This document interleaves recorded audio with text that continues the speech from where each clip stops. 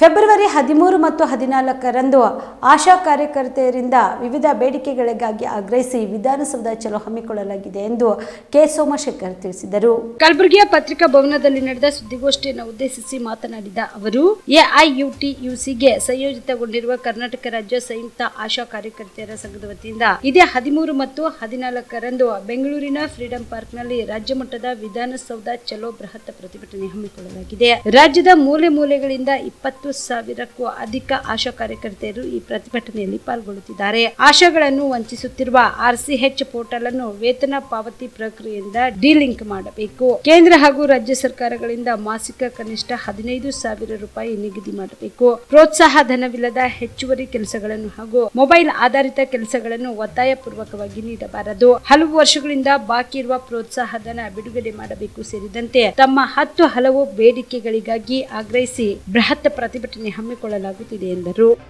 ನಮ್ಮ ಕೇಂದ್ರೀಯ ಕಾರ್ಮಿಕ ಸಂಘಟನೆ ಎಐಯುಟಿಯುಸಿಗೆ ಸಂಯೋಜಿತಗೊಂಡಿರತಕ್ಕಂಥ ಕರ್ನಾಟಕ ರಾಜ್ಯ ಸಂಯುಕ್ತ ಆಶಾ ಕಾರ್ಯಕರ್ತೆಯರ ಸಂಘದಿಂದ ಇದೇ ತಿಂಗಳು 13 ಮತ್ತು 14 2 ದಿನಗಳ ಕಾಲ ವಿಧಾನಸೌಧ ಚಲೋ ಕಾರ್ಯಕ್ರಮವನ್ನು ಹಮ್ಮಿಕೊಂಡಿದ್ದೀವಿ.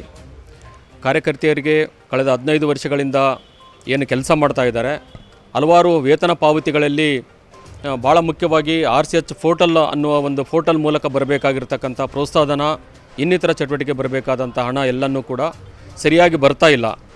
ಬರುವಂಥ ಒಂದು ಪ್ರಕ್ರಿಯೆಯಲ್ಲಿ ಹಲವಾರು ಅಡ್ಡಿ ಆತಂಕಗಳಿದ್ದಾವೆ.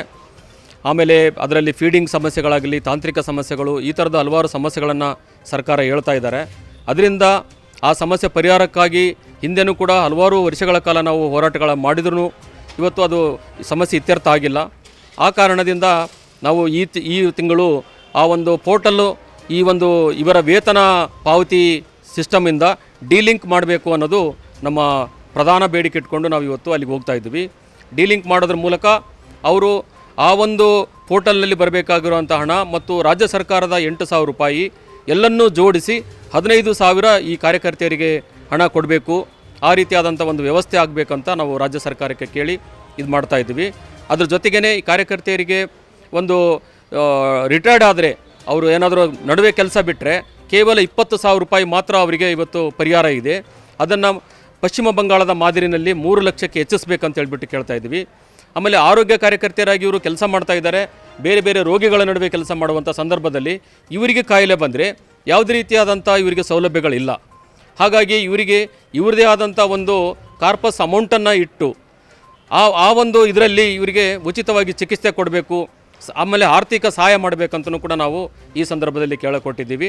ನೀವು ಕೂಡ ಕಣ್ಣಿನ ಸಮಸ್ಯೆ ಎದುರಿಸುತ್ತಿದ್ದೀರಾ?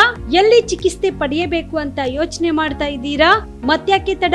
ದೃಷ್ಟಿ ಐ ಆಸ್ಪತ್ರೆ ಕಲಬುರಗಿಗೆ ಭೇಟಿ ನೀಡಿ. ಖ್ಯಾತ ಅನುಭವಿ ವೈದ್ಯರಿಂದ ಕಡಿಮೆ ದರದಲ್ಲಿ ಚಿಕಿತ್ಸೆ, ಕಣ್ಣಿನ ಪರೀಕ್ಷೆ, ಹೊಲಿಗೆ ರಹಿತ ಶಸ್ತ್ರಚಿಕಿತ್ಸೆ, ಪೊರೆ ಆಪರೇಷನ್, ಲೇಸರ್ ಇಂಜೆಕ್ಷನ್ ರಹಿತ ಶಸ್ತ್ರಚಿಕಿತ್ಸೆ, ಸಕ್ಕರೆ ಕಾಯಿಲೆ ಇರುವವರಿಗೆ ಲೇಸರ್ ಚಿಕಿತ್ಸೆ, ದೂರದೃಷ್ಟಿ ದೋಷ ಹಾಗೂ ಸಮೀಪ ದೃಷ್ಟಿ ದೋಷದ ಸಮಸ್ಯೆಗೆ ಸೂಕ್ತ ಪರಿಹಾರ, ಕನ್ನಡಕದ ಸೌಲಭ್ಯ, ಕಾಂಟ್ಯಾಕ್ಟ್ ಲೆನ್ಸ್ ಅಳವಡಿಕೆ, ಇಷ್ಟೆಲ್ಲ ಸೌಲಭ್ಯ ಒಂದೇ ಸೂರಿನಡಿ.